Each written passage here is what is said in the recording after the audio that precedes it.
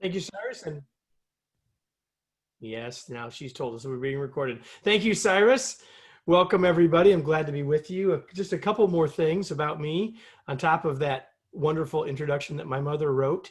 And that would be two things. Number one, the most important thing of all is that I lead a remote team and have done so for over a decade. So hopefully what I can share with you is practical and as well as timely. And the second thing that I will tell you, a little bit self-serving, is happy anniversary to me. 27 years ago today in San Francisco, I turned in my keys and started the company that is now the Kevin Eichenberg Group. 27 years ago today. And so it seems like just yesterday.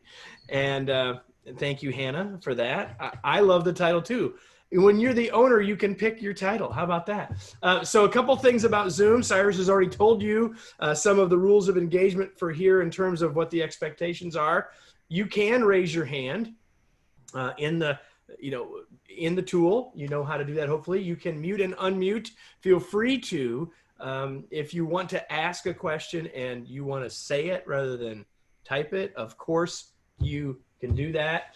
And if you are dealing with Zoom fatigue, or if you're not sure you want to look at as many people, or whatever, you know that you can change the view, right? If you're in full-on Brady Bunch view right now, you can change that by hovering over. You'll see a number of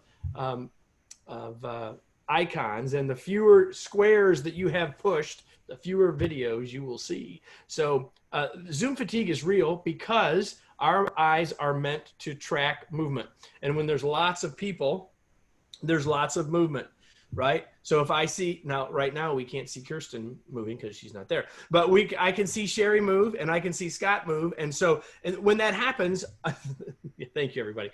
What that does is our brains move there. So if you are finding, or your team members talk to you about finding this thing called Zoom fatigue, it's real, but one of the things that you can do is change the view that you use, and that'll help, right? So you can interact with this session, and I want you to do that. We want to make sure we're getting your questions answered. So please, if you've got a question, ask it. Use the chat. You can unmute yourself and ask it that way too. Doesn't matter. Both Cyrus and I will be watching the chat. If I miss it because I'm talking, he'll make sure we get it. And Cyrus, feel free to ask him whenever. We don't have to hold him till the end. And I want this to be as interactive as possible. The more we do that, we all know that it will be more effective for all of us. So that's the goal. So I'm gonna a few times, I'm gonna actually ask you for input, and one of them is right now. I want you in the chat. This will be easiest for me. If in the chat you just say one challenge that you're finding in leading your team remotely. One. Just put it in the chat real quick. I just want to get a flavor for it. And guess what you're going to learn as I say them is that you're not the only one that's got the challenge you're going to write. So just do that right now, if you would. I'll give you just a second to do that. All right. Daily update. Balancing. I assume balancing means work and home. I'm guessing person-to-person contact. Okay.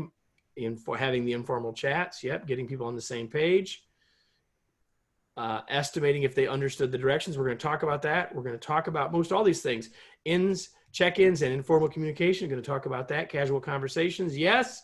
Some staff communicate better than others. Well, that's shocking, for sure. Michael's talking about Zoom fatigue. So, yeah, we've already talked about Zoom fatigue, and I think all the rest of these, one way or another, we're going to talk about at least a little bit. So think of today as kind of like a buffet. You can't go to those now because of COVID, but where you can dip in and get things of all different things. Reading, thank you, Nyla, reading body language. We're going to talk about pretty much everything that you've listed is already on my slides. How about that? But again, if I don't say enough, you want us to talk about more, just ask. Okay? So good news. A lot of you were saying similar things, right? All right. So, and that last one, Carol, promise we're going to talk about that too. All right. Loss of random and unexpected interactions. We're going to, you guys have got it. We're going to get there. Okay. So our goals in the big picture are several things. Managing your remote team with greater skill and confidence. That's sort of the overarching plan for our time. We're going to talk about making virtual meetings work, coaching and providing feedback, a lot about communication inside of that first bullet, and answering the questions that you have, and hopefully having you leave with some very specific things that you can go take action on. Okay. So Cyrus mentioned that I've written a number of books, and one of them is this one right here. It's called The Long Distance Leader. And the subtitle of the book is Rules for Remarkable Remote Leadership. And so the first rule in the book is this: think about leadership first and location second. And the reason I'm starting here is this, that it's not like all of you started being leaders on the day you sent everybody home. You already know something about leading. Now, granted, all of us can be better at it.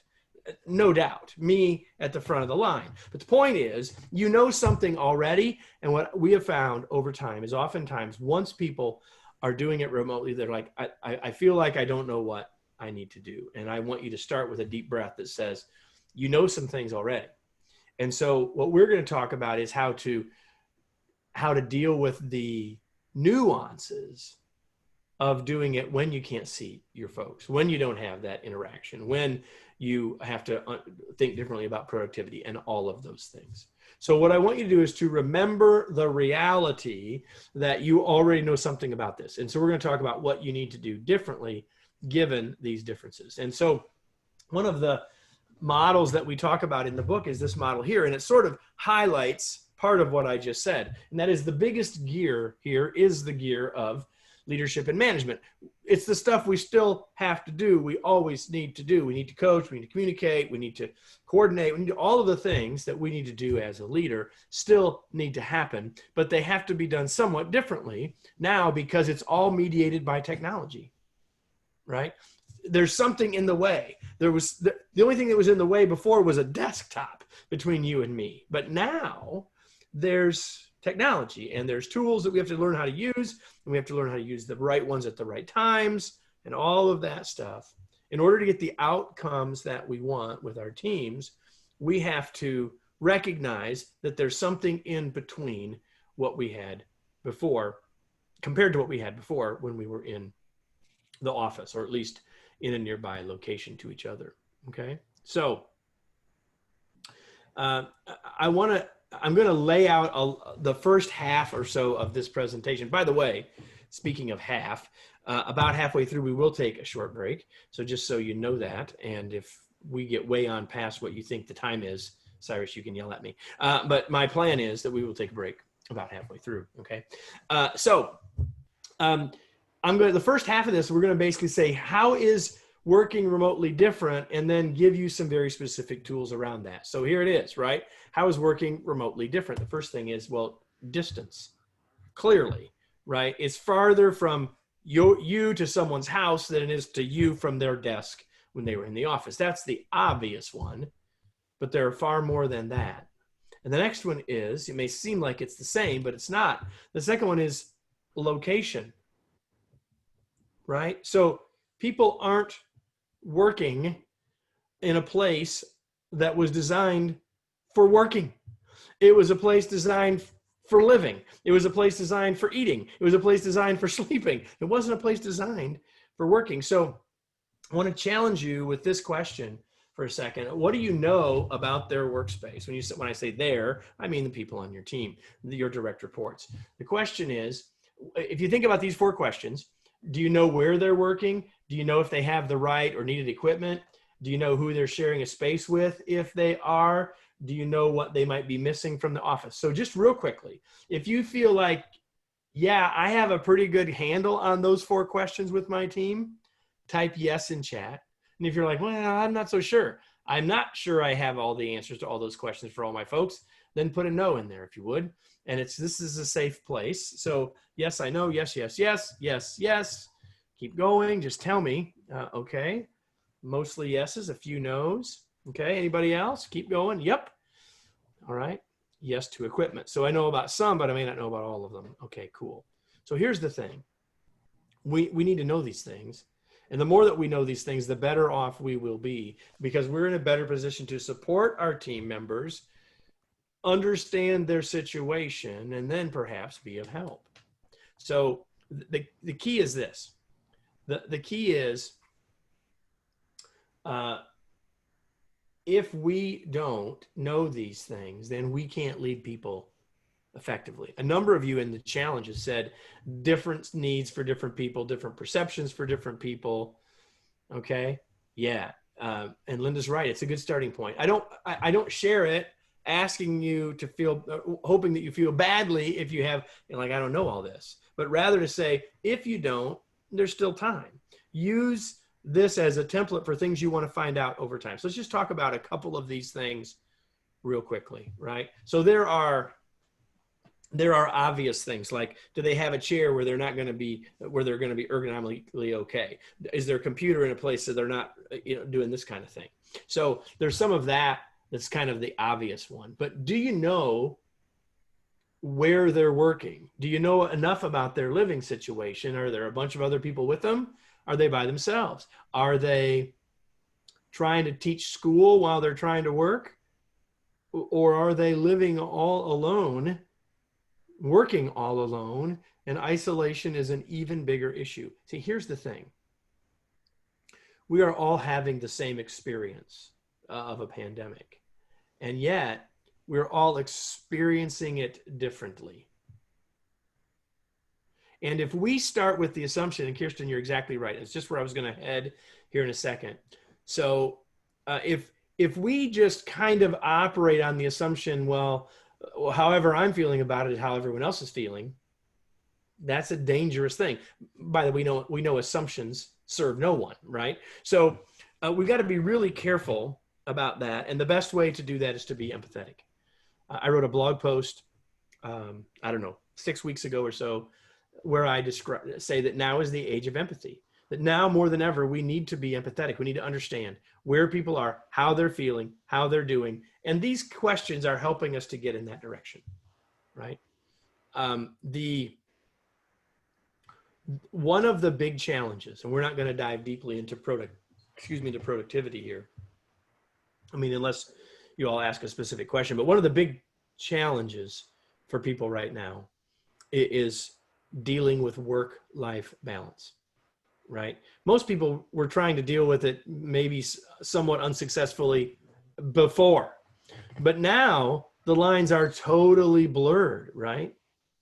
So let me give you one very specific idea that may be helpful. So if you are, this is for you, this is you with your own worker hat on, as well as with the hat on of being a leader of others. So imagine that you've got someone on your team that's got their computer set up at the north end of their dining room table, right? And so you can, and maybe they've got, like me, they've got some papers laid out and they don't want to pick that stuff up every day. So it all just sits there. And then every time they walk by, it's really easy to sit down and check email or work on that project, because you can still see it. One of my pieces of advice would be, if you're in that situation, remember your team is in that situation, get a sheet and cover it up. At the end of the day, just cover it up. Now, people know it's still underneath there, of course, but by you making a conscious decision to cover it, you're helping to switch from work to life. And even if you decide to pick it up and go back underneath it, you've put more friction into the system, right? It's not as easy to do it. Even like, it's not like the sheet is heavy, but like it's a step you gotta take. So if you have team members that are really struggling with that, even if they're in a separate room, tell them to at least close the laptop, because then they have to consciously open it back up. And do I really want to do this? Do I really want to go back to the work? Now, this doesn't mean that they may not, but what it means is it's helping people be more conscious about the work-life balance. And the reality is it's super hard to manage that when the locations are all the same, when the workplace and the living place are the same. Okay. So how else is working different, working remotely, different. Well, we've already said that both distance and location are different, but there's another one that many of you mentioned this a few minutes ago. There's less incidental and accidental interaction. There's less casual conversation. There's less bumping into people at the water cooler. There's less, hey, stepping into your office or looking over your cube wall and saying, hey, have you got a minute? It's just not there, right? So I know, and from my understanding of history, is that the phrase that we've all been living with for the past several months of social distancing was originally coined during the Spanish flu pandemic 100 years ago. At all due respect, I think it's an awful statement, because this is what I think. We may need to be physically distanced, but we shouldn't be, but we should be socially connected. And so maybe this triggers for you or helps you think about, yeah, that's what I need. That's what we're losing, or that's what's challenging for us now as a team. So what I want to spend a few minutes thinking about and talking about is thinking about how we create social connection. And one of the ways that we do that is through communication. So we're going to talk about how we can become more effective communicators at a distance. All right. So we're going to start there, or we're going to head there next. But again, I really wish that we were talking about physical distancing and not social distancing, because we need social connection now more than ever. And as leaders, we need to recognize that may be one of the biggest needs our teams have right now. So how do we help people get that? Because when they get that, it actually helps them be more effective in their work. Okay. So big idea number one, you got to communicate frequently. And as a leader, probably more frequently than you did before. Because now every communication has to be intentional, right? There's none of them walking in from the parking lot. There's none of them at the coffee pot. There's none of them in the hallway. So we need to look for finding ways to create more frequent, probably shorter communications. And if you haven't found that cadence yet, keep working on it. Now, you want to figure out what that frequency or that cadence needs to look like with each of your team members. It may not be the same for each person, right? You probably want a cadence with your team. And a lot of you said you've got 4, 5, 6, 8, 11 folks on your team. So you're probably having some team meetings occasionally. We'll talk about those a little later. But figure out with each team member how frequently you're going to have a one-on-one, whatever you want to call it, right? And you may have people where that's 10 minutes a day. You may have people that's once a week. What you want to do is figure out what the right cadence is, what the right frequency is. Figure it out together. I'm not a big fan of just saying, okay, everybody, I'm going to have one-on-ones with each of you once a week. Now that may absolutely be where you end up, but you can get there a much better way by working with each individual and saying, hey, I want us to figure out how we're going to have a check-in. And what do you think the right frequency is? And they may want it, once every 3 weeks. And if that were the case, I might say, well, I was actually thinking it needs to be more frequent than that, but let's try it and see. But I reserve the right to make it more frequent.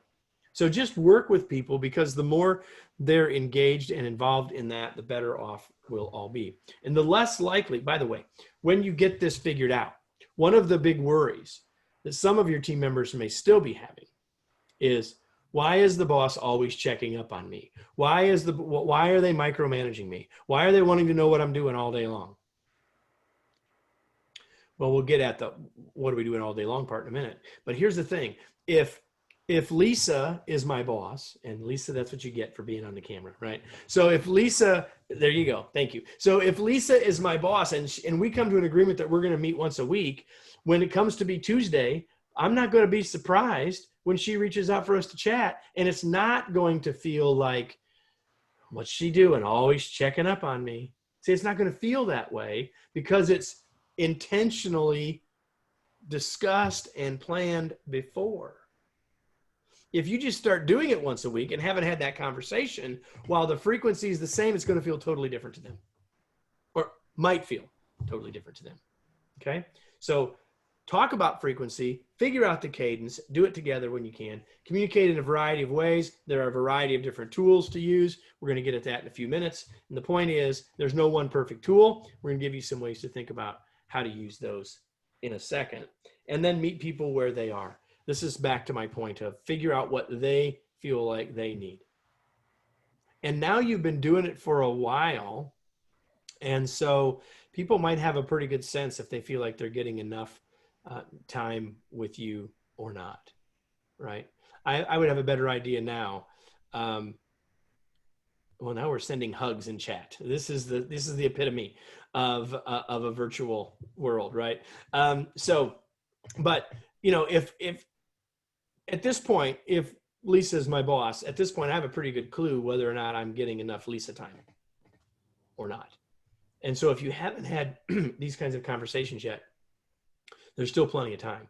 And you might be surprised at how much you reaching out to just talk about that, how much of a positive impact that might have. Okay. Yeah. Scott is asking for a friend. Okay. Can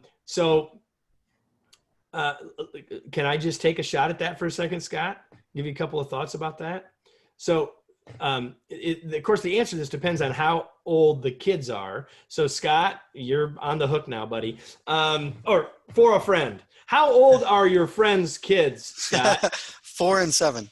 Okay, so it's different between the 4-year-old and the 7-year-old, right? And some of you have got 14-year-olds, which will make it even more different, right? And all that's true. And so the thing that you want to do, yeah, there you go. The thing that you want to do, and this admittedly will be harder with the 4-year-old than with the 7-year-old, but what you want to try to do is talk about how we're going to do this, right? So it's just like with a team member, the key is to create some boundaries and clear expectations about how we're going to do stuff. And you can do the same thing with your kids, right? So if you got a kid who's going to school, and let's say that you know that they're for the next hour, they're going to be on their Zoom class. So you say, hey, or the hour after that, when you're on this call, they're doing homework. Just set some agreements that say, hey, unless there's really a fire, I'm going to tell Alexa to ring the bell in 45 minutes. And then we can take 5 minutes, we can chat. I can make sure I can answer any questions that you have. But if you just let them come in anytime, you're creating more interruptions for you, and you're really not helping them either. Because every time they just about get into it, then they come and ask you a question. So anything that you can do in that way, and of course, the older the kids, the easier that will be. That's one thing that you can do. Just set some boundaries about that and be clear about, and do the best you can to model when I'm working and when I'm not. And those aren't perfect answers, but maybe they'll help a little bit. Okay. And of course, if you got other things, please put them right on in the chat there. Okay. Be ready to turn any room in the house into an office at a moment's notice. Ooh, ice cream. That'll work for me too. So how do we communicate? Here's a question for you all. Well, but before we do that, let me ask a different question. Okay. I'm going to ask a different question first. How do you define communication? And if you were to ask me to, as succinctly as I could, define communication, here's what I would say. Communication is message sent, message received, and message understood. And unfortunately, most of us, most of the time, especially when we have our leader hat on, are focused mostly on the sending part. We say things like, well, I sent them the email. We say things like, how many times do I have to tell them? Now, we may not say it out loud, but we're saying it to ourselves. How many times do I have to tell them that? Or we say, what part of no don't they understand? And all of those are statements about the sending. They're not focused on the receiving. They're focused on the sending. So what I want to share with you now is, on this next slide, And I don't know why it looks funny, but it looks like it's going to have the content, so we won't worry about it. Okay, so what I want to do is say that I believe, and the research supports it, that our message is received through three mediums, or in three buckets. That's my non-technical term, right? So communication runs both directions. That's exactly right, Hannah. Here's the thing. So the question is, how do people receive our message? And part of how they receive our message is by what we say, the words themselves, the transcript. What did we actually say? Right? What was the transcript? What were the words? That's part of it, but we know that's not all of it. How else do people receive our message? Yeah. How did we say it? Right? Volume, pitch, tone, inflection, pace, tone, all of those things have an impact too, right? In terms of how the other person receives it. It's not just the words, but it's whether or not there's inflection in the person's voice, whether or not there are pauses or not. All of those things matter. And the third part, the third bucket, if you will. So far we've got what we say. That would be the verbiage, right? And then the how we say it would be the vocal, right? And then the last part would be the visual, how we look, facial expressions, body language, and all of that, right? Several of you put that in the chat earlier, that at the end of the day, we know that it's not how our message is received isn't just about the words themselves. Now, I am not going to make any kind of political commentary, but if you watched the debate last night, you know that all three of these channels were in play. It doesn't matter who you're for, who you're against, whether you like the debate, hated the debates, irrelevant. And I'm not going to say anything more about it in that regard, other than if you read the words, you get a different, it's not the same as if you, I suppose, listen to it on the radio, it would be different than if you were watching it. And we all know this is true. We just don't stop and think about it. And now we're working apart from people. And we're using tools much of the time that are limiting the number of these things that we have at our disposal. Right? So we're going to look at a list of tools here in a minute. But to help us think about this, and for some reason, some of my slides don't look right, like the images have gone away, but we won't worry about it. Okay? So the content is here, and that's all that matters. Just don't judge me on the slides looking ugly now. But here's the thing. We like to think of this as richness and scope. And so the richest communication that well, I'll just leave it this way because I'm going to dive into both of them in a second. So let's just think about it this way for a second. Richness is how much of these three factors are at play. And scope is how quickly and how broadly can we share a message. And we need to find the balance between those things. And while that was a true statement when we were all in the office, we didn't have to think about it near as much because there was the incidental, accidental, serendipitous conversations. There were things that happened in the hallway that we didn't even think about that solved some things, moved a ball forward, kept people in the loop, et cetera, et cetera. Okay, so let's talk about both of these pieces and how we need to think about balancing them. The first one is richness, right? And the richest communication we can have is face-to-face, one-on-one with someone, right? Which is what? We've got all the cues. We've got verbal, we've got vocal, we've got visual. We've got them all. If we're with that person, face-to-face, across the table, nose to nose, so to speak, we've got all of the tools at our disposal. We have the chance to have the richest possible conversation. It's a real-time conversation. It's happening synchronously, right? Email, for example, is not synchronous. even though some of us act almost like it is, it's not synchronous, just as an example. So email, not as rich as even what we're doing right here, right? And the richer the conversation, we can avoid questions that might fester and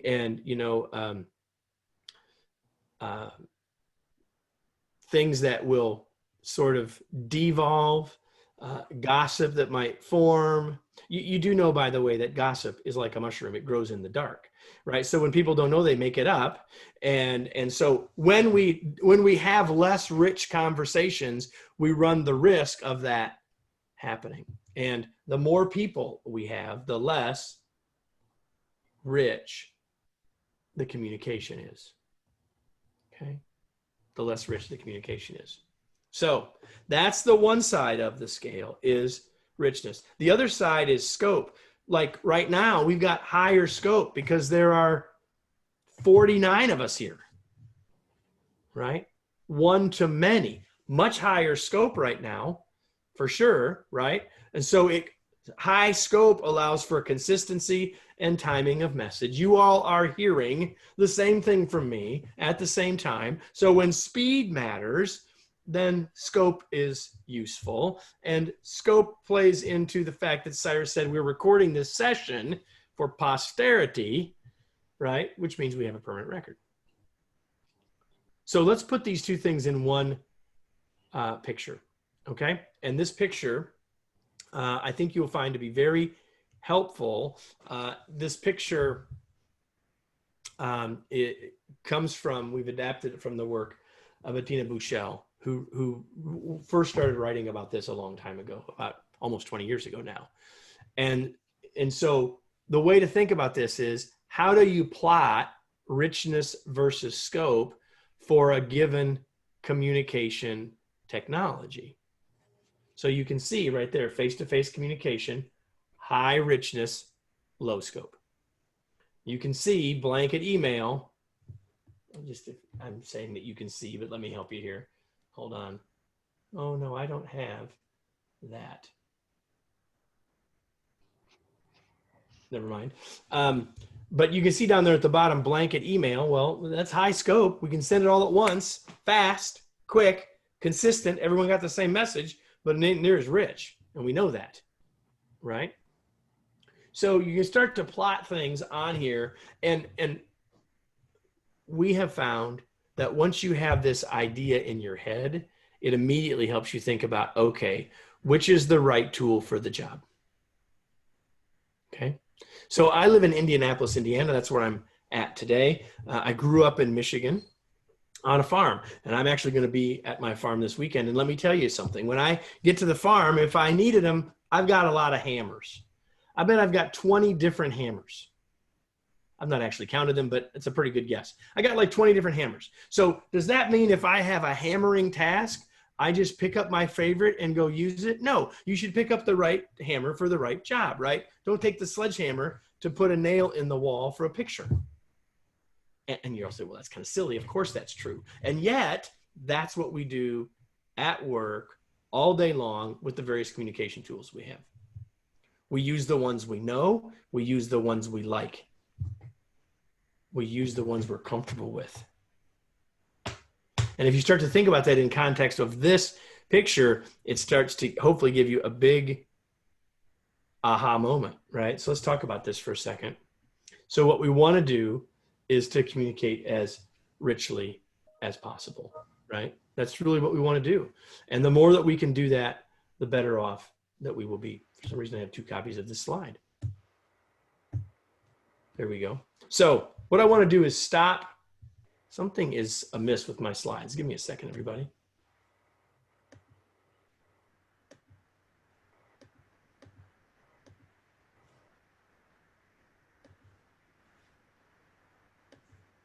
My slides are not wanting to move. Okay, here's what we're going to do. I'm going to, give me 1 second here.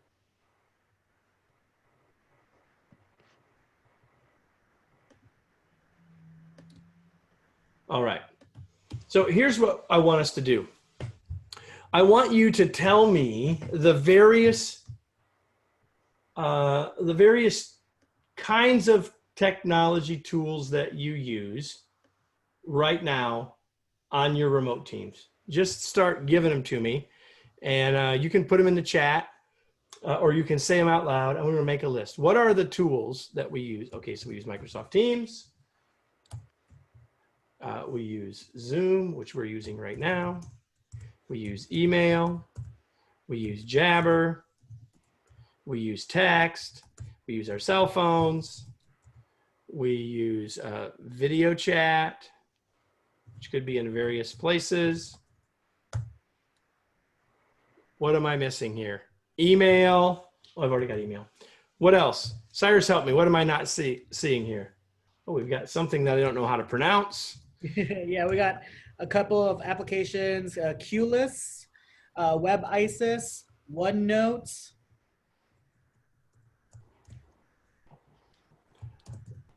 All right. Do you already see the problem? Yep. Y'all? Mm-hmm. Oh, Citrix. Yeah, we definitely use Citrix a lot. Which sometimes gets us in trouble, makes other things harder, right? I mean, the good reason we have it, I understand, right? Oh yeah, there's PeopleSoft. Okay, so you already see the problem. Now, some of these things like PeopleSoft, very specific uses for them, for sure. But like I can count at least 3 ways that you could say we could have a video chat, right? You could do it with your cell phones. You could do it on Zoom. You could do it on Teams, right? I can see at least 3 ways that you could do, so far, that you could do something like an instant messaging. You could do that on text. You could do that on Teams. You could do that in Jabber. Right now the question is, and you do not have to bury your soul in the chat here, but here's the question: how many of you have got multiples of those tools that your team is using, and you've got problems because people are using different ones? We'll get to the tailgate lunch thing in a second. Okay, right? If you've got people using Jabber and Teams, the question is, how's that working for you? Probably not so well. So we had 2 sets of challenges here. Challenge number 1 is, are we using the right tool for the job? Question number 2 is, do we know which tool we're all going to use? Right? That's important. And you may have gaps in both places. So let's talk about, I'm going to get less specific about the Jabber versus the Teams kind of thing, right? But let's just talk about, when should people use an email and when should they send an instant message? Well, you should have a plan for that on your team. And you've been at it long enough now that you should have some agreements, some expectations about when to use each, because they're different, right? And some people, but what happens now is, I'll bet, is that some people like instant messages, so they use that. Some people like email, so they use that. And some people that like email are sending people other notes saying, or they're calling them saying, did you get my email? Right? Yeah, Linda says everyone has their favorites. And that's okay. But the reality is we need to set some agreements about which tool for which thing. And then we need to think about richness versus scope, how all that plays in, right? So in a perfect world, you would think about your instant messaging kinds of tools to be for something closer to synchronous than email, right? Yeah, we use email when something could wait. We use instant messaging when working with a student, right? So perfect. So you're choosing, Jose, or your team is choosing based on needed response time, which is a perfectly fine way to decide. I'm suggesting with your teams, you should decide. That happens to be a pretty good way. Doesn't have to be the only way.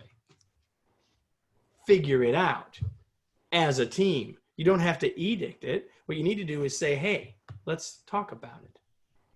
Here's another example of wrong tool for the job. How many of you, just get ready, I just want a yes or no here. How many of you have ever been in an email thread 3 or 4 messages in and it's going sideways or it's going bad? Just give me a yes or no real quick. If you've ever seen that. Yeah, I knew we'd get all yeses here. Yes, yes, yes, yes, yes. Why?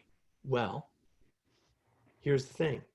The reality is that email is not good for a conversation. I see you've been to my program. Email is not good for a conversation. Here's the rule on my team. If we're on the third email, someone needs to pick up the phone. It's just the rule. No judgment, no nothing. And you may say it's not 3, whatever it is, but you need to have that, because some people will say, I want to write, I don't want to talk, but we all know that oftentimes if we can get people on the phone, and I'm using phone in the broadest sense, right? It will make it way better in terms of what? Message received. In terms of what? Social connection. Right? Make sense? So think about the tools that you're using. Now, let me take one more. And that's this thing. That's this thing right here. This webcam that I'm using. So some of you, I don't know. I can't see all of you. Some of you are probably as old as me, which means that you remember when AT&T used to actually advertise long distance calling. And some of you don't even know what the heck long distance calling is. It's just calling. Like Cyrus, he doesn't look like he's old enough to know. Okay, but you can Google it, all right? Here's the thing. AT&T used to have commercials for long distance calling. And here was their tagline. It's the next best thing to being there. Now, I will tell you that since we can't be there with the other person on your team now, right? We're separated. The next best thing to being there is a webcam.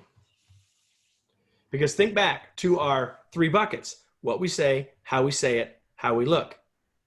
The webcam gives us all 3. Every other tool we've got takes at least one of those away, or we have to makeshift something to get the other ones in there, right?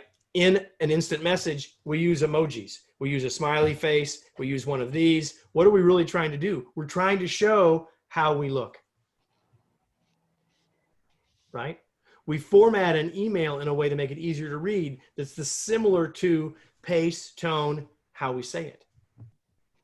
And so we as humans are always trying to figure out how to make our message work better when we're really thinking about it. But too often we're just not thinking about it enough. Okay? So you will not find a bigger proponent for webcams than me. And I just told you why. Because they are the way that we can improve the communication. They are the way that we can create or maintain connection with each other. And I'm call waiting, anyone? Okay, so all this stuff that's going on here in the chat, overusing the exclamation point in my emails. Okay, I've been known to do that. My team says sometimes I do that. CC rule on emails. Here's the so anybody, Lisa asked a really good question.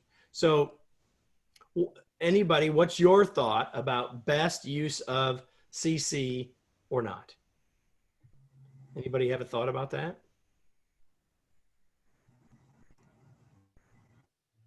When you CC somebody, it's usually because you're turning up the heat on something, or you're covering your ass or something like that. So it means something. And so here's the thing. If that's why you're doing it, the question is that the best way to get where we want to get, right? And I think Matthew's right. People need, as a general rule, why are we using CC as opposed to putting people on the top line, right? And so if you find that this is a challenge in your team, or especially if you find that now that we're remote, we're kind of running amok in that way, come to some agreements about it. Right? Just come to some agreements about it so that we're all doing it the same as much as possible. Right? And know this too, by the way. Oh, here's one. How many of you think how many of you get too much email? Just give me a yes or an amen in the chat if you want to do that. Like how many people are getting, and I see hands up. Yeah, I got an amen. I got yeses. You know one of the reasons why you get a lot of multiples, Isaac. I love it. how can you impact how much email you get by how much email you send? And the more people you CC, the more replies you're going to get. So like, just realize that some of this is in your control. And I am not saying we should throw email out. Email is a great tool, right? Used for the right purposes. It's not a synchronous tool. It is not a good tool for communication, excuse me, for conversation, because it's limited in its richness. Okay. All right. So there's some things about tools. There's some things about communication. So we're going to move on and talk about trust. And then I think we'll take a break. How does that sound, everybody? But before we do that, any other questions about communication with your remote teams, any other specific communication challenges that you're finding with your teams that you want to ask about? Now's the time. And you can unmute and just ask, or you can put it in the chat. Either way is fine. So anybody have something else? Generational communication gaps. Okay. So Kirsten, you went off a minute ago. So you unmuted. So unmute for me again, would you? That's what you get. So say more about that. So this is not my immediate concern, but I know some managers have a wide range of generations on their team. And so you may have millennials, or even the ones that are after the millennials that you have as student workers, or that are temps in your office, or not in your office, on your team. And then you've got some folks who have been here 35, 40 years, still find email challenging, still want a typewriter. So we've got all sorts of different folks that we're working with. And as a manager, you may be on one of those spectrums too. So I like that you're asking us to work with our teams, but I don't know that consensus is actually that easy sometimes when you have a big range of folks. Thank you for the question. Now I understand what you mean. And so let me talk about that for a second. So, by the way, my team ranges from early 30s to 72. And we've had interns, younger. We don't have one currently. I'm giving you the current numbers, right? Mid 30s to 72 currently. And no, I am not the 72-year-old, just so you all know. Okay, so here's the thing. I have a 28-year-old son. And ever since he had a cell phone, here's what I know. If I call Parker, and this has been this way for like 12 years, probably, maybe longer than that. If I call Parker, he does not answer the phone. If I text him and say, call me, he calls me immediately. This I do not understand. I have never understood it. But here's what I know. I know how to get a phone conversation with Parker. I send him a text. So that's where flexibility matters. Now, if you've got a team member that wants to hide behind email, that doesn't want to do anything else, right? But that's not serving, I'm going to use the business or the organizational or the team's goals, unacceptable. Personal preference, as long as it's getting us what we need. Otherwise, we need to do what will get the business result, the organizational, the team result that we need. So we can have the conversation and we can understand what people's preferences are. And let me give you another example. I've already told you I'm a big fan of the webcam, and now you understand at least some of the reasons why. I have a member of my team who doesn't love being on the webcam. That's stating it nicely. She would really prefer not to be on a webcam. Now, she understands the reasons and she gets it. She doesn't prefer it. I have some people on my team that if we say we're going to have a conversation, there's not any discussion. Like, we get on the webcam, right? There's never a question about it. But there's at least one person on my team who's like, do I have to? Right? So if we don't have to, I call her. She'd prefer it. If the conversation will work that way, then that's what we do. I can flex to meet her need, but that doesn't mean that she never has to get on her webcam. Does that make sense? Now, there's one other caveat there, and that is, I can't just say to her, in this case. I can't just say to her, hey, can we get on our cameras today? And then have her immediately going, uh-oh, what's going on? He wants to get on the camera. Like we can't have it become that. So I call this the donuts in the break room scenario. And here's why. Because my team, I've told you, is remote. And a number of years ago, when we would gather, we could still all gather in our office. I'm actually in our office. It's a house. We call it a remarkable house. And that team wasn't so large, was of a size that we could meet here. And so when the people would come from out of town, it seemed like a nice thing for me to do, to have bagels in the kitchen when people got here. Right now I'm craving a donut. Sorry, Alan, right? But here's the thing. This is what I thought this was a nice thing to do. And 2 or 3 times in, one of the members of my team said, Kevin, I have to tell you that every time I see the bagels, I get just a little bit freaked out. I'm like, Adrian, what are you talking about? She said, the place I used to work, there were only ever donuts in the break room on the day that someone got fired. Oh. And so I can't just say to Angie, the Last Supper, there you go. I can't just say to someone, you need to be on the camera today, and have her go, uh-oh, spaghetti-o. Right? So I recognize her need, and I flex when I can. And there are times that we need to be on the camera, but I don't only make it on the times when it's like really important. Does that make sense? So that isn't just generational, but it gets at a lot of that generational stuff, right?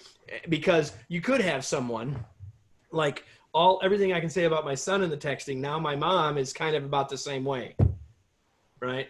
Like moving to the text. And so the challenge for us is to think about richness versus scope. What are the right tools for the job? And then help our teams get there beyond preference, and still keep preference in mind. If it'll still work, great. Okay. I'm in the closet hiding from my kids. Oh yeah. Can you offer a diplomatic way to ask folks to be on camera at those specific times? Well, I would just talk about it. Like, listen, we can't see each other like we could in the office. And the next best thing to that is the camera. And man, I just like to see you sometimes. You know how sometimes a phone call is harder than when you were face to face, and they'll go, yeah, that's why. I'm not worried about, your table being dirty. I don't care. Like, grant people some grace for some of their issues. Right. And, if you need to build a dress code, like if it's okay for them to be in their AC/DC t-shirt, just tell them. Right. So I think the way to do it is to talk about it long before that time. Right. Talk about it as a group, about how we're going to try to work together, set some boundaries and some expectations earlier. That's what will really help most. Okay. All right. Other questions at this moment about communication before we go on? Anybody? All right. Well, why don't we go ahead and take our break now? Hannah, go out of the closet if you think you can come back. Otherwise, just hang out where you're at. We're going to start again in 7 minutes. You've got 7 minutes. You got time to go to the bathroom and check your email. When you come back, put in the chat that you're back. Just type back when you're back. We're starting again in 7 minutes. All right. So the slides that we're missing have now been found. The missing slides have been found. We basically talked about all this stuff. We've talked about when to use which ones, coming to some agreements, setting some expectations about that. We just didn't have a slide to show you. But let me just say this.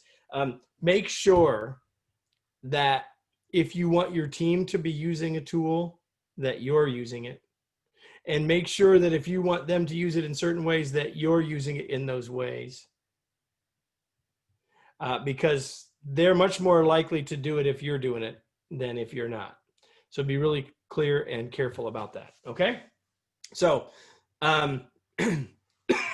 excuse me. So working remotely is different because of distance and location and the interaction and the communication and the trust, right? We may need more trust than ever, and less of it may be available. So let's talk a little bit about how we build trust virtually.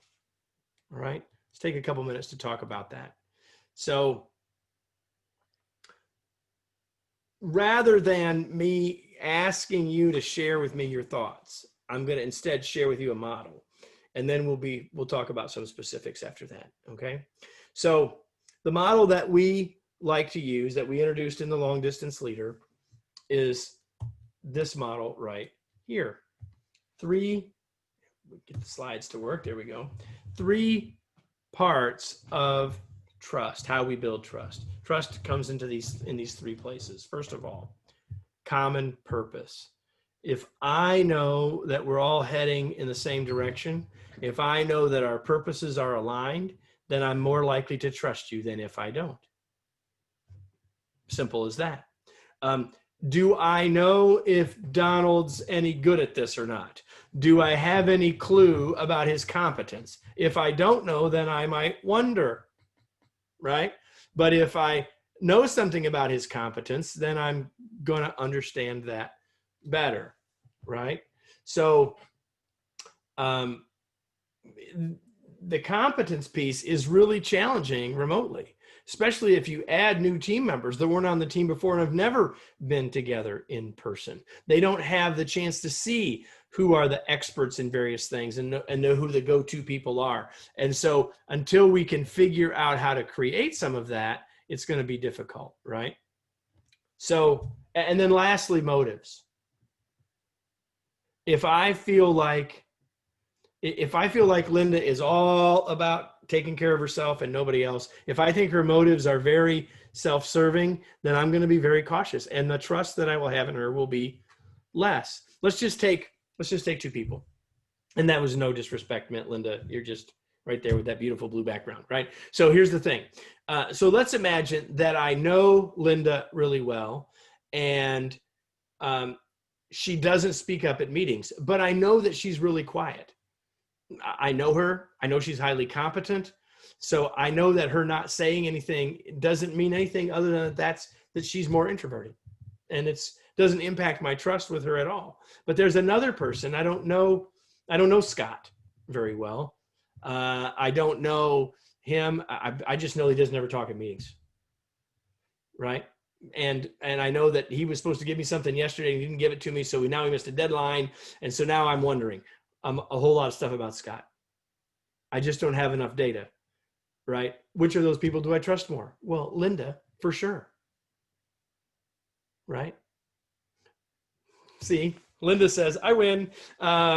Bonus points for Linda, right? So if we don't know people's motives, then we're not going to trust them as much. When we understand that we are rowing in the same direction, when I believe that your intentions in relationship to me are honorable, then I'm going to trust you more. So we can think about these. Oftentimes when we think about trust, we think about this sort of big sort of motherhood and apple pie thing. Like, we got to have trust. Trust is good, all that. But we never really dive into what the pieces are or what the components are, right? So let's talk about how to do this using this model and how we can do this better. So let me move the slide to the next one and we'll talk about that. Okay. Let me give you some examples. We need to provide evidence for people. And as a leader, here's one of the ways that we can do that. One of the things that we can do as a leader is we can let people know who the go-to people are.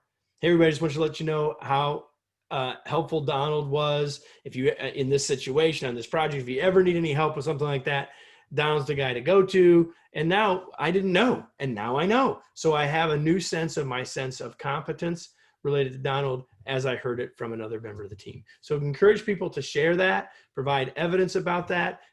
Don't try to pat yourself on the back, but let people know what you know in a helpful way as a way to help build trust. Okay. So, Linda, since I just, said you're awesome, will you go off mute for a minute with me? Sure.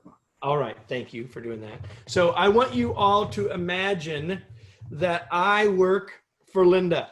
Linda's my boss. Well, it doesn't have to be my boss, but we'll just say that we work together we'll say it as boss. It would apply other ways. Linda's my boss, and she says, Kevin, I need something from you on. I need you to do X by Friday, and I deliver it to her at 4:00 on Friday afternoon. From my perspective, did I meet my commitment? Yeah, I would say so. Okay. Now, from Linda's perspective, did I meet my commitment? Yeah. Okay, because I you're might have nice. wanted it sooner, but I told you Friday, 4:00. So.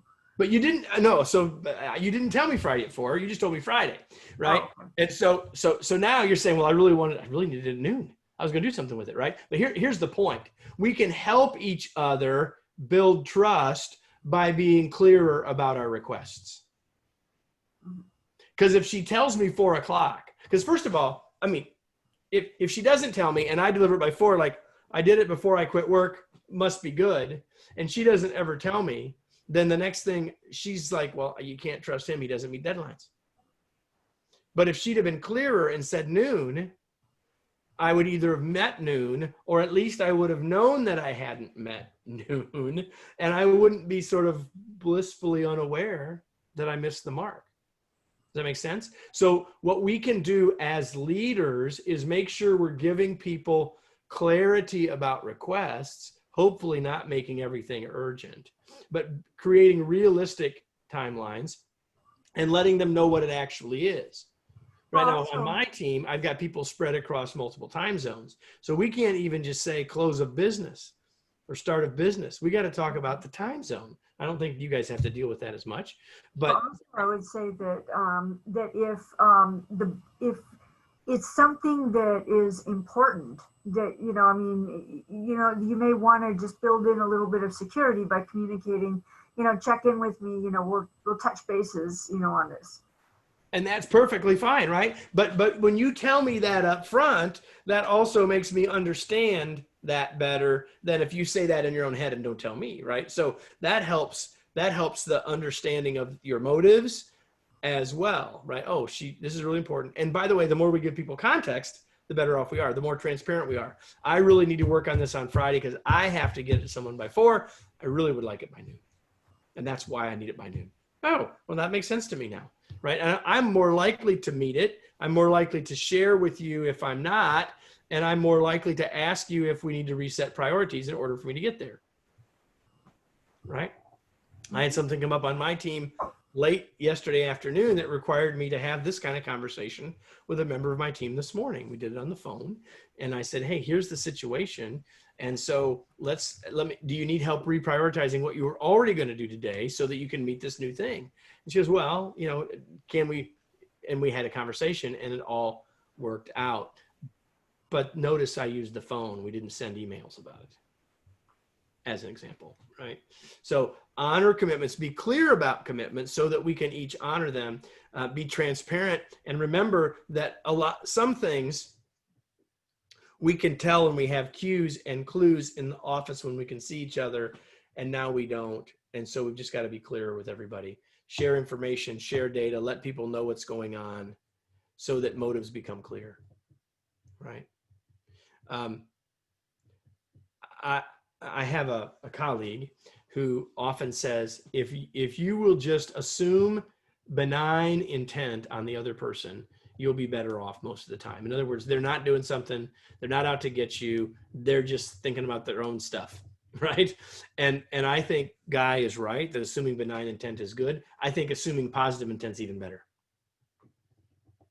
Right. And maybe with someone you don't have enough trust with them that you feel like you can get all the way to positive intent, but if you can at least get to benign intent, you get a much better chance of success. But if we're both assuming the best in the other person, she doesn't think I'm trying to mess her up by getting to her at 4:00, and we're just better off all the way around.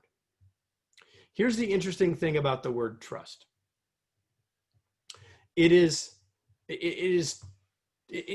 It's an interesting word because it is both a verb and a noun, right? I trust Scott. That's a verb. It's something I do, right? There is trust on our team. That's a thing. That's a noun. So here's a fact worth remembering. Since trust is both a verb and a noun, the fact is that the more of the verb we do, the more of the noun we get. So the more that we act in trusting ways, in trustworthy ways, the more that we assume positive intent with the other person, the better chance we have of building trust. This applies between team members. This applies between you and your team members. And the more that we work to do this, the better chance we'll have. Trust is of critical importance to any team.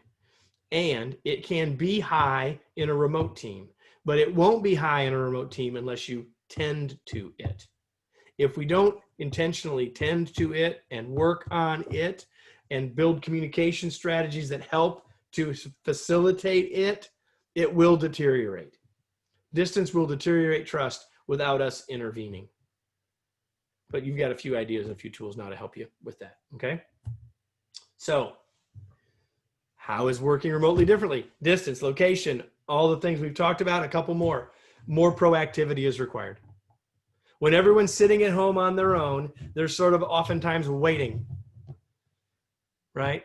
But the more we can help our team members be proactive, ask a question, check in, the more that we can encourage them to reach out to their colleagues in a proactive way,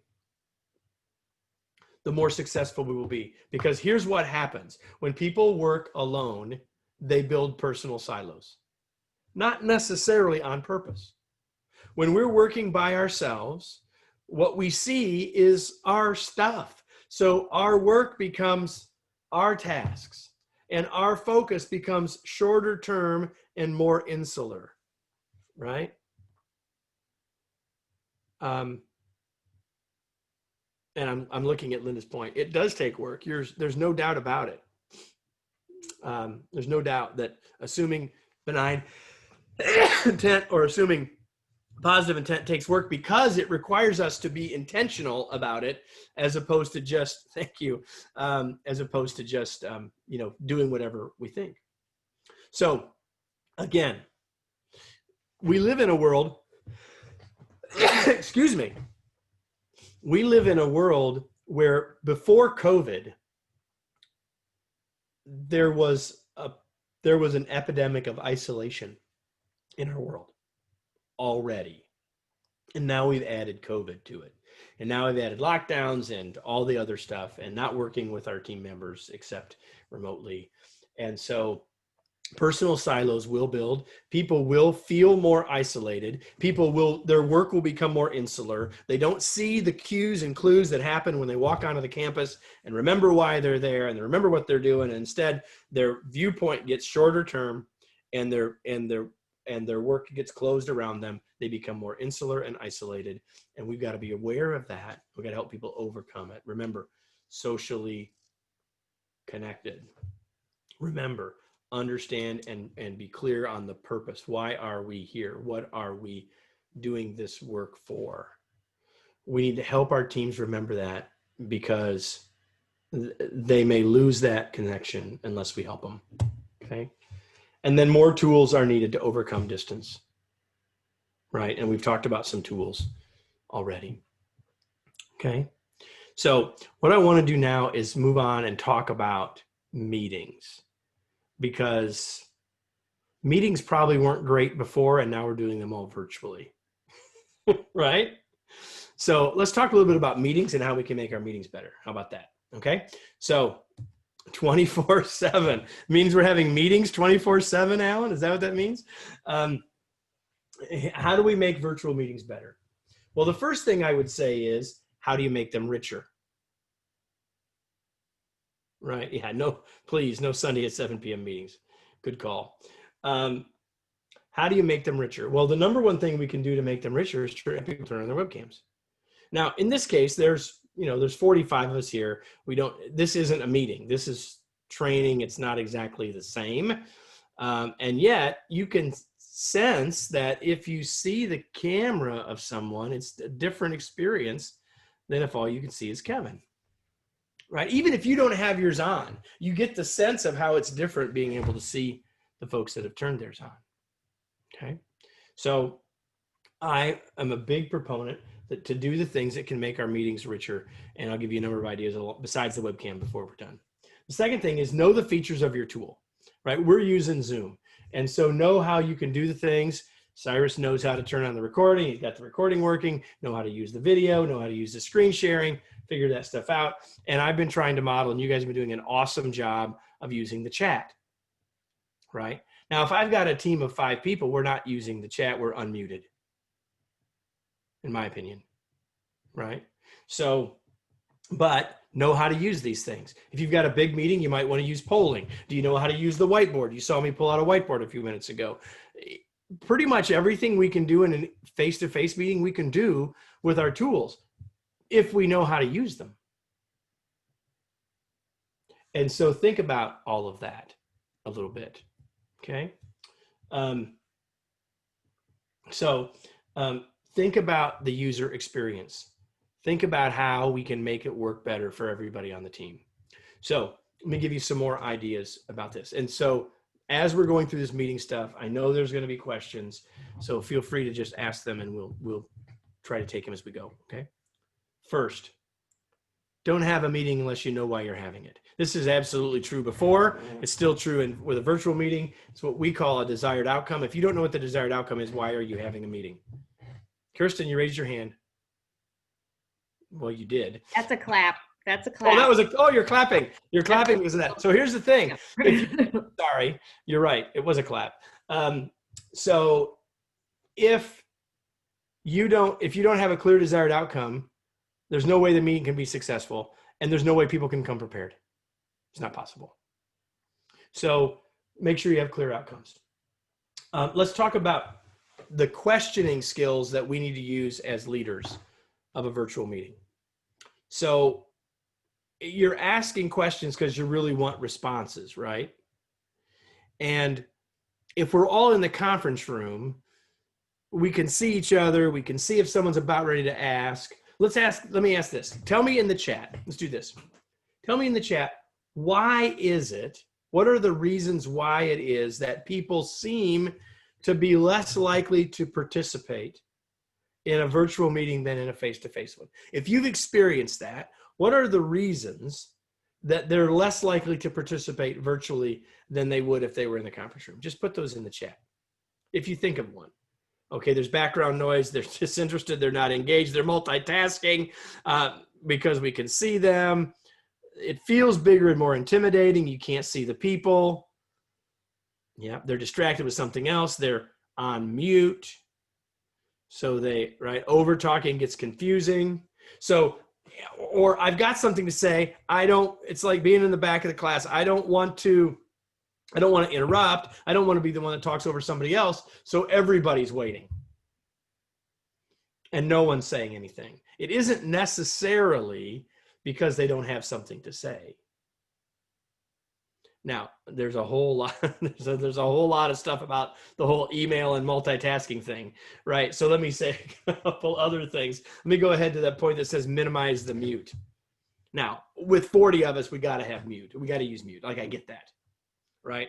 But if you have a team of 4, or if you're Ian and you have 5 on your team and you make 6, if you're Hannah and you got 4 plus you makes 5, if you're Omar and you got 8 plus you makes 9, minimize mute. Don't use mute unless there's absolutely background noise. I was on a call earlier today where someone outside of their home, they were doing major construction. Well, then they need to be muted. Hello, right?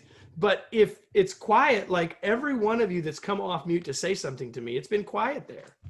So why not just leave it off? Because the mute is like, now you've all seen this, right? Someone's talking and everyone's gonna say, get off of mute. So we're losing all of the spontaneity. We're losing all of the conversational piece of it.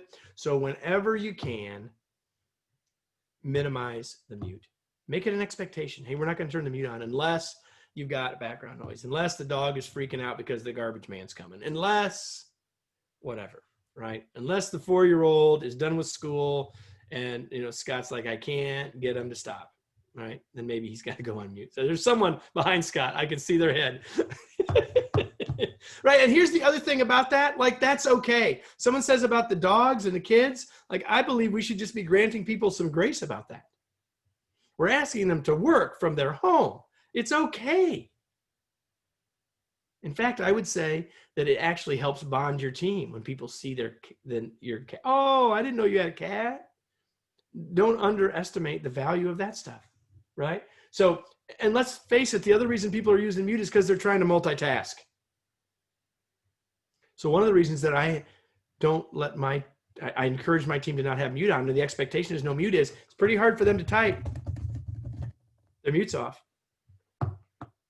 So I'm encouraging the right behaviors, and I'm creating a meeting environment that's richer and taking away some of the challenges. Okay. Now, here's another piece now back to the questions and directed questions specifically. In the conference room with 9 people, you can ask the question and likely someone will respond. In the virtual meeting, you might have to be more directive. Like in a in-person meeting, I am less likely to say, so Lisa, what do you think? But in a virtual meeting, I'm much more likely to say, hey, we haven't heard anything from this department. We haven't heard anything from finance. What do you in finance think about this? We haven't heard anything from the marketing team. We haven't heard anything. So Don, I know you've got some experience with this. What do you think? I'm going to be much more directive, either to groups or to individuals in a virtual meeting, because it overcomes some of those things, right? That person or there's only 3 people now that are responding. Not all 9 waiting to decide who's going to speak. So we make it easier, and we can be encouraging. And the other thing, notice what I did. I said the person or the group first before I asked the question. Flip it around, and it's like the teacher that's using a question as a weapon, right? I can see that Deidre is doing email, so now I'm going to catch her. That's not my goal here. And I have no idea if she's doing email, right? But we're not trying to catch people. We're trying to engage people. So you may have to ask more directed questions. Here's the other thing. I just recorded a video. I do a video every week called Remarkable TV. I recorded one today. It won't come out for a couple weeks. And I call it the power of the coffee cup. Here's the power of the coffee cup. You're having your meeting and you ask the group a question.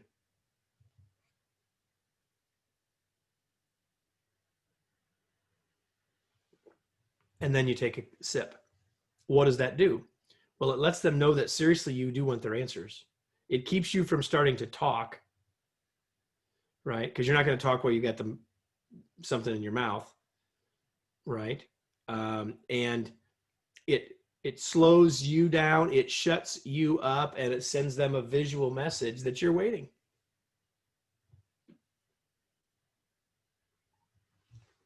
The power of the coffee cup, especially if you're the person who is afraid of that pause and wants to start talking again.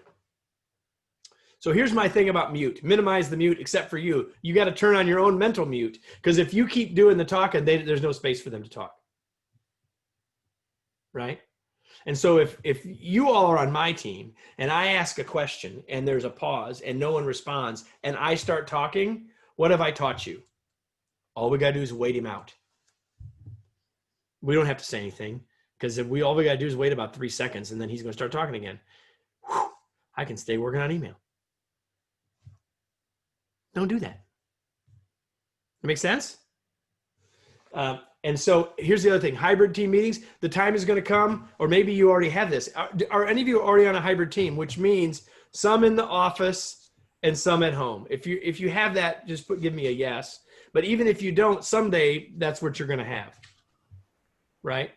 And here's what I would do. Thank you, guys. Here's what I would do. Be very careful about bringing 5 people into the conference room and then adding the other 2 people on Zoom, because you've totally changed the playing field. When we have a team meeting and there are people here at the office, everyone goes to their office and everyone gets on the webcams. That means everyone can hear the same way.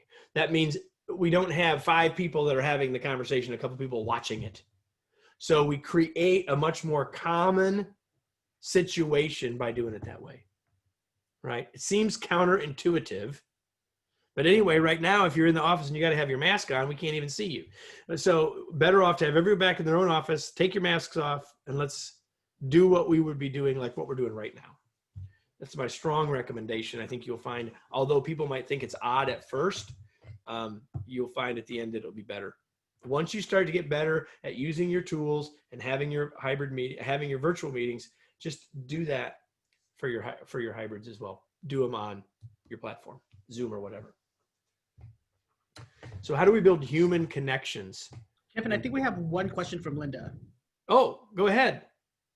Hi, I was wondering if you have, and this sometimes is more in some of the trainings that I've been through, I've experienced, is I'm not really crazy about the breakout rooms, because you get put in a breakout room and we're all like tasked with a problem, but and nobody says anything, so you find yourself doing all the work and saying everything and trying to draw people out. What are some best practices with breakout rooms? Yeah, breakout rooms are perfectly fine if you get large enough groups and you need to break people out. A couple of things that I would say about those, and then we kind of just scoot on, but a couple of things about that, Linda. One is, don't put more than 7 people in a breakout room. 5 is better.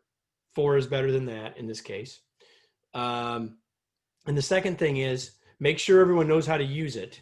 So I would be talking about it on the front end if people didn't know. So then they're freaked out, and then you're halfway through the breakout before everyone gets there. That's the problem, right? But if you got that part figured out, here's the other important thing, and that is figure out who's going to be the facilitator of the breakout rooms before they go.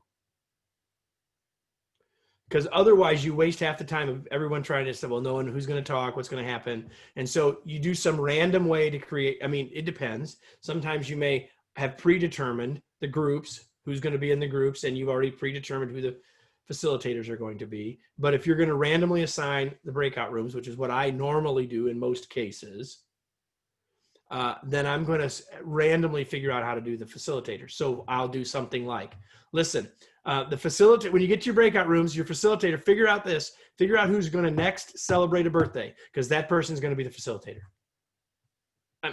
You pick some reason, you pick something so that when they get there, that person doesn't have to be a super skilled facilitator, but they know that they're kind of responsible to bring the group together and move the group forward. And what I find, Linda, is that often helps a lot. We could go a long way in there. We don't have time for that, but there's a couple of quick tips that will help. Okay. So a couple of other things about meetings, and then I want to talk a little bit about coaching and feedback before we finish. So here we go. When everyone came to a meeting room and had a meeting, not everyone arrived at exactly the same time, right? So what you did was people showed up and they started chatting. They talked about their day, they talked about whatever. But now we open the meeting and then we start. And we lose all the chance for that interaction. We lose all the chance for that kind of natural camaraderie building stuff that happens. So if you're the leader and you are going to be running late, have someone else set up the meeting or make sure that anyone can open the Teams meeting or whatever it is. Think about this. And let people, and I often, if my team is doing that and they're chatting, I might show up and I may say not a single thing until the time for the meeting to start. I might even wait an extra minute or two, because we never can get those times back. Don't underestimate the value of that. Think about doing icebreakers. Think about games. The longer we're working remotely, the more these things matter. There's 100 of these things out there. They don't have to be super involved, and you can do things just to keep people connected. You can do things like, here's something I used to do with my team. My team meeting used to be where everyone had a role. It was sort of like a round robin, like report out, here's what's going on. That's not what we do now. But when we did, here's what happened. Every week every time I had a different order that I had people go in. And I figured out that order. And then it was their job to figure out how I picked the order. And if they figured out how I picked the order, they won a prize. So it might be who's the furthest away from my location right now. or it might be who's got the oldest grandchild, or whatever. Like I pick a way and then let them try to figure it out. And if they didn't figure it out this week, then we added to the prize the next week. It was fun way, and everyone had to be ready because no one knew who was going to be next. Everyone's got to stay engaged, have a little fun, that sort of thing. Share the roles that you have in the meetings if you can, if it makes sense. We've already talked about the webcams, I think at enough length for this. Use them when you can. And then you don't have the time zone thing probably as much. But if you do, think about that when you schedule your meetings, if time zones come into play, right? We're not going to have a team meeting for people there's people putting in icebreakers, and there's all kinds of people talking about how to do these things. They don't have to be hard. They don't have to be difficult. A while back, I had everybody on my team send me their favorite candy. And then I sent everybody back like a matching list, right? Here's the list of the team. Here's the candy. Figure out which one you think it is. Started the meeting. We said, okay, we're going to go. Who do you all think Vince's favorite candy was? And everyone like guesses. And then, Vince, what's your favorite candy? Why is it your favorite candy? And you go through everybody and everyone laughs. You learn a little bit about people and you give a prize to the person who got the most of them right. Simple. And I haven't seen that link, but I'm sure it's got great stuff in it. And this doesn't have to be hard. It's just about, and you can pass that around. Encourage someone else to be the person that does that. Okay. There's all sorts of things. Yep. You can do quizzes. You can do trivia. You can do all sorts of stuff. All right. Anything else about meetings? Anyone have a specific virtual meetings question you want us to talk about before we move on? Going once. Going twice. All right. So let's talk a little bit about coaching. One of my favorite topics. And one of the things that leaders often are challenged with. How do I coach my folks? How do I give them feedback when we're not in the same location? How do we do that? So let me give you 3 foundational ideas about coaching. Well, before we do that, let's just do this. What are the challenges that you're finding in doing this? That's the question. Anybody find a specific challenge you're having giving coaching or feedback right now? Just put it in the chat real quick, and we'll see if you have any that I need to make sure I know about. Anybody? Oh, it's quiet. That's good. So I can talk about whatever I want. All right. Yes, I'm here. Yeah, we got a couple people just, I think, typing away. Ooh, wow. Look at that. I can't see them, so I don't know when they're struggling. Kirsten. Work schedules. We've got to know people's work schedules, right?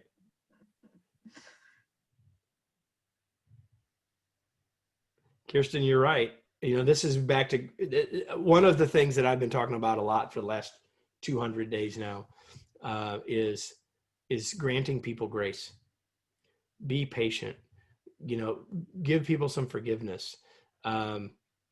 Because if you're feeling it, everyone else is too, right? What they're feeling may be different. That takes us back to empathy for sure. So understanding where people really are is important.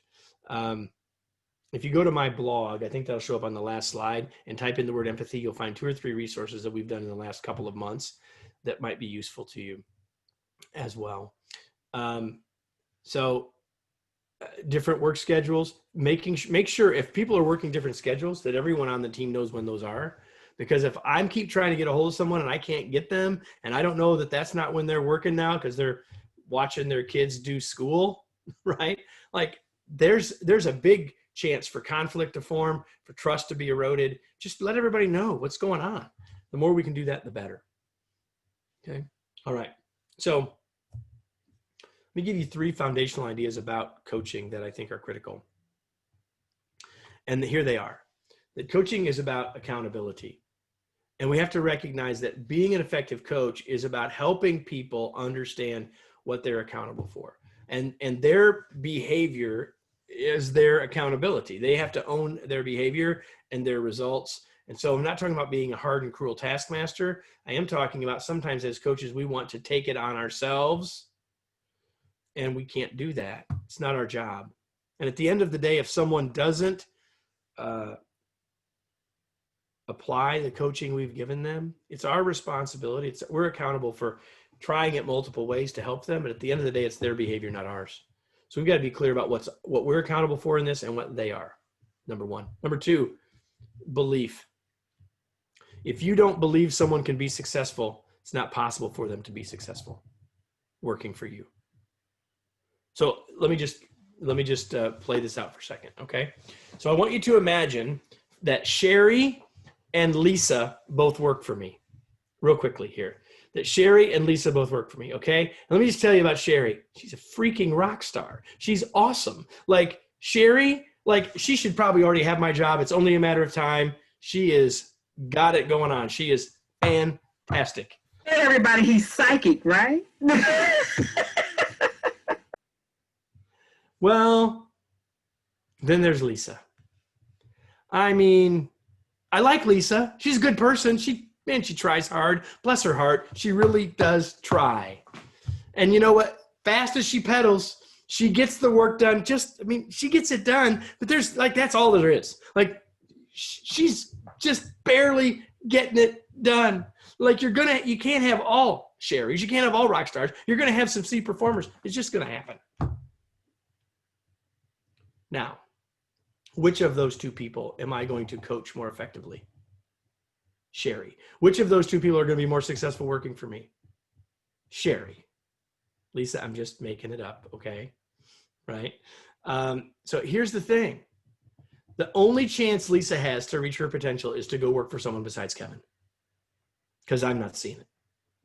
And the reality is, if there was like a machine, if there was like a MRI machine for potential, right? And we could like put both people in the machine and come out with a potential score, a rock star score. Let's just assume that they don't know the number and I don't know the number, but the actual number is Lisa's got a higher rock star number than Sherry.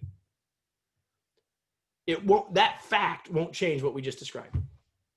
My belief, positively or negatively, is going to impact how successful they will be and how I will coach them. It's about intent. It's about positive intent. It's about all those things. Because just look at this. If Sherry messes something up, has a bobble, what am I going to say in my head about the rock star when she makes a bobble? Everyone makes a mistake once in a while. No big deal. She'll get it right next time. But if Lisa makes the bobble, what's in my head? Should have known. What'd you expect? Right? It's a bias issue, whatever, she's incompetent. Okay, let's not go that far. And Lisa, it's all made up, okay? And Sherry's like, no, it's not. Kevin knew exactly. Lisa, it's all made up. Are we okay, Lisa? That was so random, Lisa. Awesome. Okay, so belief. And lastly, coaching is a conversation. Coaching is not something I do to you. Coaching is something we do together. Coaching is a conversation. And at the end of the day, if I'm coaching Cyrus about his behavior or his results, then he's the one that has to take action. And so he's the one that needs to own it. So I can't do all the talking. Got to be a conversation. Okay?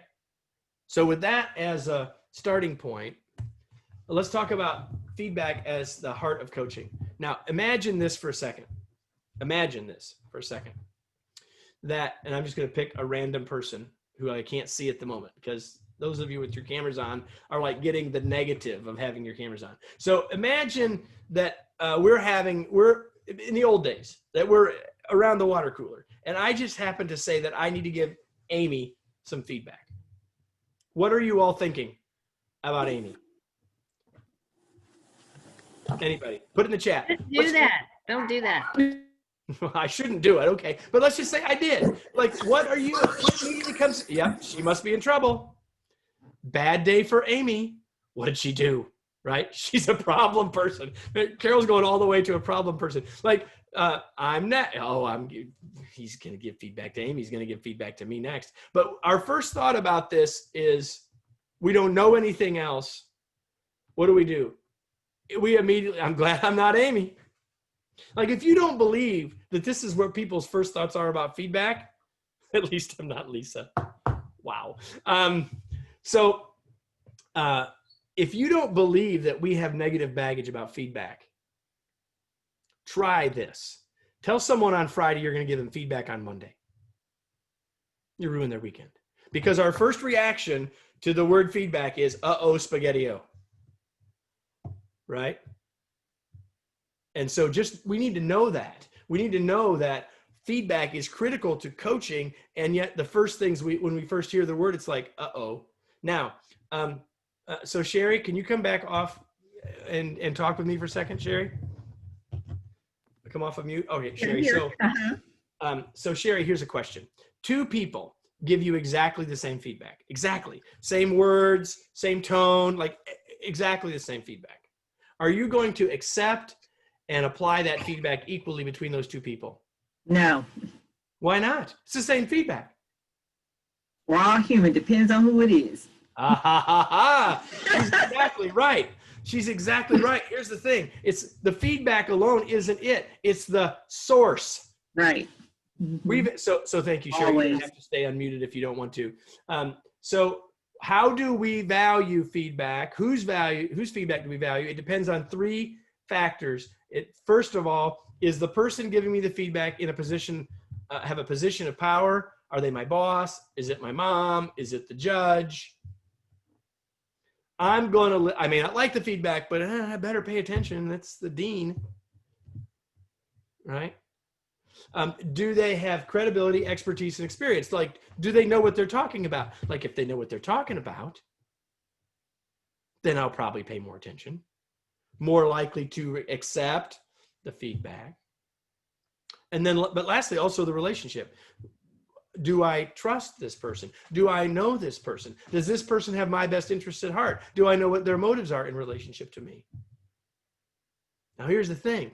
The more of these three you have with that person, and by the way, Sherry's doing the judging here. It's not, well, she ought to pay attention to me because I know a lot about this. If she doesn't think I don't have credibility, she's doing the judging, not me. Because she's being the receiver of the feedback. So we have to think this through carefully, right? And as the leader, you get the first one and you have to earn the other two. And remember, the second two are harder to manage now that we're remote. Doesn't mean we can't, but we got to keep that in mind, right? Okay. So I'm going to move a little quicker because I'm looking at the clock and seeing where we're at. So here's the thing. Always remember this about feedback. Remember that the goal of feedback at the end is for someone to apply it, right? If I give Lisa feedback, I'm doing that hoping that makes sense to her and she does something with that. But before she will use it, she has to accept it. And before she can accept it, she has to understand it. And before she can understand it, she has to actually hear it. So all four of these things have to happen. So it has to start with heard, then understood, then accepted, and then used or applied. Okay, that makes sense? So we got to keep that in mind. And I'm actually going to skip some of this stuff because I want to go right. I'm going to do this. I'm going to do this one right here. What's the best ratio of feedback, positive to negative? I just want you to put it in the chat. Like how much positive feedback should we give? How much negative feedback should we give? Okay, Scott says 2 to 1, 3 to 1, 2 to 1. Anyone else? 99 to 1, 4 to 1, 5 to 95, 5% of feedback sandwich, 70-30, 4 to 1, 2 to 1, 30. Okay, awesome. Depends on the goal. Some people are going to say it depends on the person. Okay, so let me give you a couple thoughts about this. Number one, the reason our first thought about feedback is uh-oh, spaghetti-o is because we get lots more negative than positive. And the other reason is that we carry as human beings a negativity bias. We tend to remember the negative stuff longer than the positive stuff. It's how we're wired, how we're built. Okay, so we all know as humans that when we get encouragement, when we get support, when we know that we're doing something right, that helps us. So the research says, the research asked this question: How much positive does it take to counterbalance the negative? So we remember both equally. And the research says it's about 3 to 1. Now, there's a lot more we could say about this. And the person said 99 to 1. They actually asked another question. They said, in another study, they said, okay, is there such a thing as too much positive? I mean, is there such a thing where people get cocky, that people get complacent, that people's head gets so big they can't go out the door? And the research says 12 to 1. I have no idea if these numbers are right. I'm just giving you 2 data points. And I will tell you that all of the research shows that most people at work don't get anywhere close to 3 to 1. If you can get to 3 to 1, you're heading in the right direction. Now, someone mentions the feedback sandwich. I saw that in there. We'll try to get Hannah to your insecure thing in a second. This does not mean that every time I give feedback to Amy, it needs to be 3 to 1. It means that over time, the general amount of feedback that Amy needs ought to be in the direction of 3 to 1. Not every time. Because to think that it would be every time is, here's how that makes, why that makes no sense. If Amy just did something fantastic, I can't give her the feedback. I got to wait and find something negative to go with that. Well, that's just stupid. Right? And if someone did something, if Carol did something that really needed to be corrected right now, well, I got to wait till I see something good to go with that. No. We need to give people what they need to help them at any given time. And the goal should be that over time, they're getting more positive than negative. And if you say, well, I got someone, they're not doing their job right. I'm like, are they doing it all wrong? Or are they just doing what you're noticing wrong? Right? So be careful. Since we can't see everything like we could before, we've got to watch and look for ways to have data to understand how all this fits together. Okay? I'm going to go past this, and I'm just going to share with you some feedback tips because I'm looking at the clock. I was hoping to get you to share some, but let me just give you a few here, okay? And here they are. Here are some feedback tips that will really help you a lot. Number 1, give people feedback based on the data. And while before you could see people, now you can't. Be careful that you're working off of the right data. And here's the mistake that some leaders are making remotely. And that is, I can't give them feedback because I don't know what they're working on. Listen, I don't care about activity. I care about accomplishment. Are they getting the things done that need to be done? When or how, why do I care? It's not about activity, it's about accomplishment. It's not about busy. Busy is the most dangerous 4-letter word in our vocabulary right now. Everyone's busy, but are they accomplishing the right things? Our feedback should be about what are people accomplishing? The quality of it, the timeliness of it, the value of it. Are they doing the right stuff? And I would submit to you that you didn't know any more about that when they were in the office than you do now, unless you were looking over their shoulder, looking at their computer. So if you're stuck on, I don't know how to give them feedback because I can't see them doing the work, for most of us, that's just thinking about activity when we need to be focused on accomplishment. Okay? Make sure we're giving feedback on things that matter. Have you ever had someone give you feedback on something and you think, well, that didn't really make much difference, and so you don't really do much with it, you don't really even hear it, you certainly don't get down to accept. Why? Because it didn't seem like it's important enough. Sometimes as a leader, you recognize that this is important and they don't, so you need to help them see the context and the value of it. But for many of us, many times, we're focusing on the trivial many rather than the important few. Give feedback on meaningful things. Focus on observation and not judgment, which means we're focusing on behaviors. We're talking about what people are actually doing and how they're interacting in the meeting and how they're which tools they're using to send their messages and all of those things, right? As opposed to passing judgment. Give feedback more frequently. The word people like to use is timely. Timely, by the way, does not mean immediate. I see people putting stuff in there about parenting. As a parent, I can tell you that I've screwed this up because I've given my kids feedback when they were, especially when they were younger. I gave them feedback when I was angry. And I'm going to tell them this because they need to hear this. And they need to hear it right now. And that feedback was of zero value. Heard? Probably not. Understood? Highly unlikely. No chance to get to the end if we can't. So feedback should be timely, soon enough to make a difference the next time when you're ready to give it and they're ready to receive it. More frequently than we're probably doing it. If you're having ongoing one-on-ones with our teams, there's a chance to give feedback regularly. Please do it. Doesn't have to be immediate, and it doesn't have to be when you're not ready to give it. Create understanding and ownership. Make it balanced. That's the positive and negative thing. A lot of times we give feedback only about what's already happened, right? You can't change what already happened unless you have a DeLorean and you're Michael J. Fox. You can't change the past. You can only change the future. So feedback should be about what happened so that we can talk about what we do differently next time. That's super important, okay? And lastly, feedback should be a conversation. If I was going to give you one key thing about giving feedback is if I'm sitting down to give feedback to Linda, here's where I should start. So Linda, what do you think? So Linda, how does that go on for you? Because here's the thing. If Linda shares something that was on my list, now whose feedback is it? Linda's. We're already past heard and understood. And we're mostly past accepted. There's no defensiveness now. If we do the things on this list, we will minimize the defensiveness. Because when the defensive wall comes up, the feedback's not getting through anyway. It's not going to get heard and understood.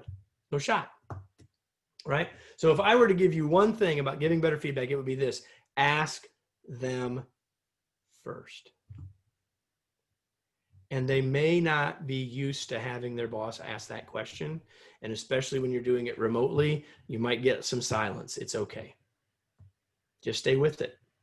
They'll start to see that you really do value their opinion. They'll start to see that you really do want to know what they think. And you'll build trust while you're giving feedback. Right. Linda says they may say it was great even when it wasn't. So here's the example. So let's say that I watched Linda give a presentation and I saw some things that she could work on. But I asked Linda, so Linda, how did that go? And she goes, man, that was the best presentation since I have a dream. Right? If that's where her head is, at least I now know that's where her head is. I'm still ahead of the game because I know that her perspective is quite different than mine. And I've still got a better chance of moving my feedback forward if I know that than if I don't. Right? That will happen sometimes, but sometimes it's a defense mechanism. You'll hear that early. You say, listen, you know, this is a conversation to help us get better. You don't just, you know, I really want to know what you think. I actually have found more often that people do the opposite of that, Linda. More often they say, oh, I did this wrong, I did this wrong, I did this wrong. And they catastrophize it. And if we learn that, then we can help them in that regard too, right? But over time, what you'll get is people to start to give you their honest assessment. Here's the thing. They don't see it all. We all have blind spots. It's okay, right? It's okay. All right? So here's the thing. Cyrus reached out to me. He says, here's all the stuff we want to do, Kevin. And I'm like, I need a day. He says, you got 2 hours. And so you can see we tried to pack a lot of stuff in. I'm picking at him a little bit, but I told him from the start, it's a big ask, but I'll try to get you some stuff to help here, right? And so we only have a couple more minutes. So I've got time for maybe, before we wrap up with a couple final things, I got time for 1 or 2 other questions. And I'm going to give you a chance to win a book in a minute too. Yeah. Oh, nice. Yeah, how wonderful. But we did have one question that someone submitted via email. Would it be possible to ask that question right now? Go for it. This is actually a really good one for a lot of managers, especially when we first started working remote. But how can we as managers discipline staff who purposely ignore or delay completion of work from home assignments? Well, here's the thing. The work still has to be done, right? And I can't speak to this from a SMC HR perspective and, unions and all. I can't speak from all that. But here's what I can say.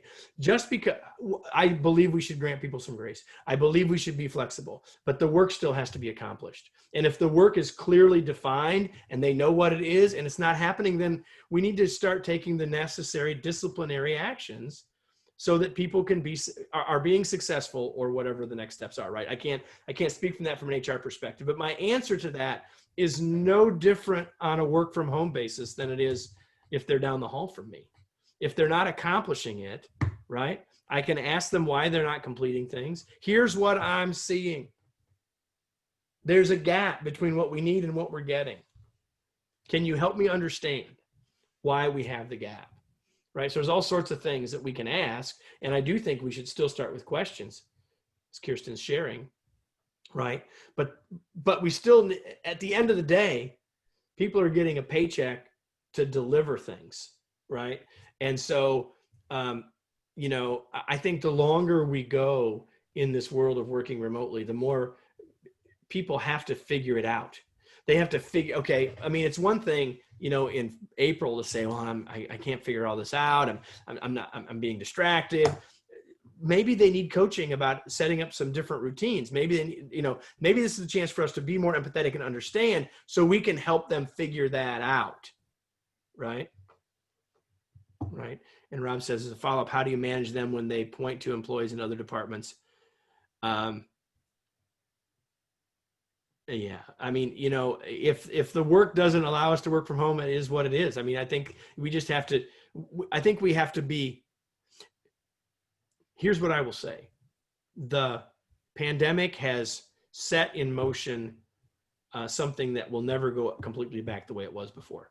Some people have figured out that they can do their work from home. There's still going to be jobs that maybe can't be done, but there's going to be more and more people that see it as possible, see it as desirable, and they're going to want it. So we're going to live in a world of more remote teams and more flexible work in the future. So as a leader, we've got to figure out now what that looks like and how we can support people in that. But what I think I'm hearing, Rob, in that question is the finger pointing. Well, what about them? What about them? We need to focus on us, right? We need to focus on us and making sure we're getting our work done and not let people play the victim and not let them point at somebody else. My dad said when I was a kid, Kevin, whenever someone points at someone, there's 3 fingers pointing right back at them. And he was trying to teach me that don't be a victim. What do you own? Let's focus on our stuff first. Okay. Make sure you do take some action here, right? Here's my favorite 2-word coaching question. Now what? Knowing what you know now, what action will you take? So I hope that you will take some action here. And I know our time is about up. I need about 2 more minutes, everybody, including giving you a chance to win a book. All right. So take action. Don't say, well, this is good. This was helpful. Okay. What are you going to go do? Feel free to share some of this with your team. If there were things here that were useful, when you share it with them, you learn it better for yourself and you start to create forward motion for your team. Okay. So I have a copy of this book with someone's name on it. Here's the deal. If you want to have a chance to win the book, just connect with me on LinkedIn and say, I was in the session, Santa Monica College, SMC, whatever you want to say. And I'm going to, like tomorrow, I'm going to draw a name and I'll reach out to you by the weekend. And I'll reach out to you and ask you for a mailing address so I can send you a signed copy of the book. So if you don't want a book, you don't have to connect.